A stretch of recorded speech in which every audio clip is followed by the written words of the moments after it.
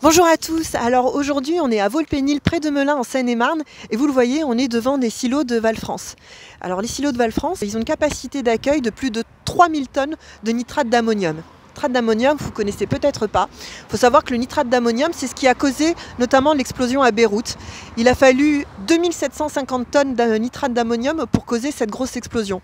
Ici on a une capacité de plus de 3000 tonnes. À quoi sert ce nitrate d'ammonium? Ça sert d'engrais pour les productions céréalières qui sont très courantes dans ce département. Mais le problème du nitrate d'ammonium, c'est qu'à une température élevée, il se transforme en explosif.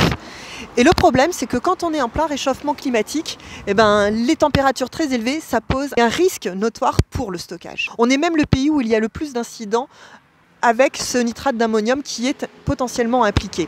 Alors vous connaissez AZF, mais il y en a énormément d'autres. Par exemple, je pense à cet accident chez cet arboriculteur dans la Loire, où juste un stockage de 5 tonnes de nitrate d'ammonium a causé pas moins de 23 blessés, dont 18 pompiers, et sur un rayon de 800 mètres aux alentours, des dégâts considérables.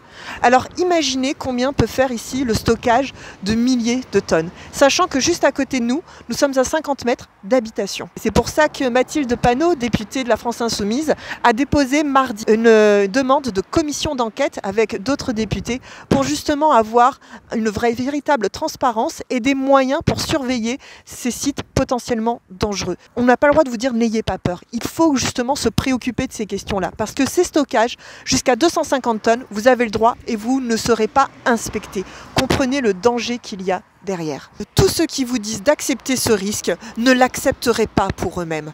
Donc ce que nous demandons, tout simplement, ce sont déjà une véritable inspection avec des moyens pour tenir à jour les installations et contrôler leurs risques. Une véritable transparence. Et au-delà de ça, questionnons-nous.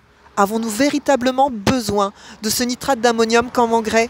Il est temps maintenant de se séparer de ces engrais qui sont dangereux aussi bien pour nos assiettes que pour nos vies, que pour notre quotidien et nos habitations.